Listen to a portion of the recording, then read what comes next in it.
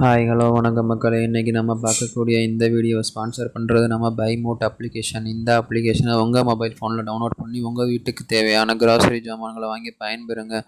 Okay, வீடியோக்குள்ளே போவோம். நம்ம இன்றைக்கி பார்க்கக்கூடிய நபர் அமெரிக்கோ வெஸ்புக்கி அவர்களை பற்றி தான் பார்க்க போகிறோம். அவருடைய வரலாறை பற்றி பார்ப்போம். வாங்க வீடியோக்குள்ளே போவோம். அமெரிக்கோ வெஸ்புக்கி ஒரு இத்தாலிய கடலோடி ஆவார். இவரே கொலம்பஸுக்கு பின்னர் அமெரிக்கா கண்டத்துக்கு சென்றவர். இவரது பெயரிலிருந்தே அமெரிக்கா என்ற பதம் உருவானது. இவர் 1454ஆம் ஆண்டு இத்தாலியில் புளோரன்ஸில் பிறந்தார்.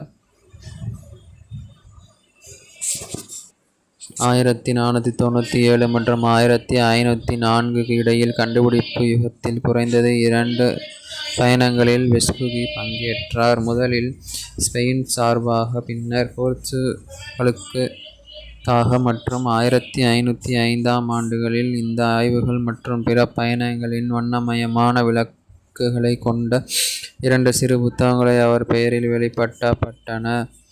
2 வெளியீடுகளும் மிகவும் பிரபலமாகவும் ஐரோப்பாவின் பெரும்பகுதி முழுவதும் பரவலாகவும் வாசிக்கப்பட்டன. வரலாற்றாசிரியர்கள் இந்த கணக்குகளின் ஆசிரியர் மற்றும் உண்மைத்தன்மை இன்னும் மறுக்கின்றனர். ஆனால் அவை கண்டுபிடிப்புகள் குறித்த விழிப்புணர்வை ஏற்படுத்துவதிலும் ஒரு ஆய்வாளர் மற்றும் ஆளுமையாக வெஸ்பூசியின் நற்பெயரை அதிகரிப்பதிலும் முக்கிய பங்கு வகித்தன. 1501ஆம் ஆண்டில் ஐரோப்பியர்களுக்கு தெரியாத 4வது கண்டத்தின் ஒரு பகுதி பிரேசில் என்பது வெஸ்பூசி புரிந்து கொண்டதாக கூறினார். அதை அவர் புதிய உலகம் என்று அழைத்தார். இந்த கூற்று 1507ஆம் ஆண்டின் புதிய உலகத்தை காட்டும் வரைபடத்தில் அமெரிக்கா என்ற லத்தீன் வடிவத்தை பயன்படுத்துவதன் மூலம் வெஸ்பூசியின் சாதனைகள் அங்கீகரிக்க வரைபட கலைஞர் மார்ட்டின் வால்ட் முல்லரை தூண்டியது. பிற வரைபட கலைஞர்களும் இதை பின்பற்றி புதிதாக கண்டுபிடிக்கப்பட்ட கண்டங்களின் வரைபடங்களை அமெரிக்கா என்ற பெயரை குறிக்கும் பாரம்பரியத்தை பாதுகாத்தனர்.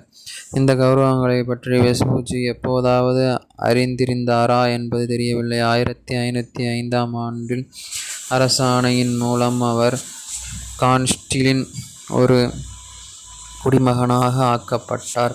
மேலும் 1508ஆம் ஆண்டு செவிலில் உள்ள ஸ்பெயினின் காசா டி கான்ஸ்டான்டினேஷன் வர்த்தக இல்லத்துக்கு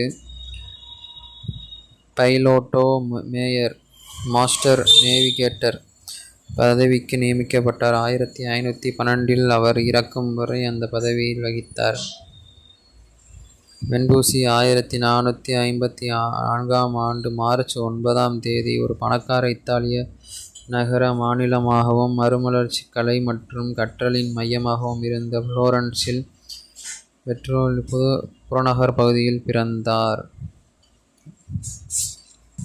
வெஸ்பூசியின் வரலாறு முக்கியத்துவம் அவரது கண்டுபிடிப்புகளை விட அவரது கடிதங்களுடன் அதிகமாக இருக்கலாம்.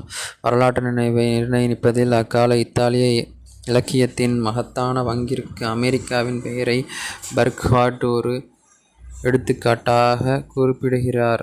அவரது 2 கடிதங்கள் வெளியிடப்பட்ட சில ஆண்டுகளுக்குள் ஐரோப்பிய பொதுமக்கள் புதிதாக கண்டுபிடிக்கப்பட்ட அமெரிக்க கண்டங்களை பற்றி அறிந்தனர். வெஸ்பூசியின் கூற்றுப்படி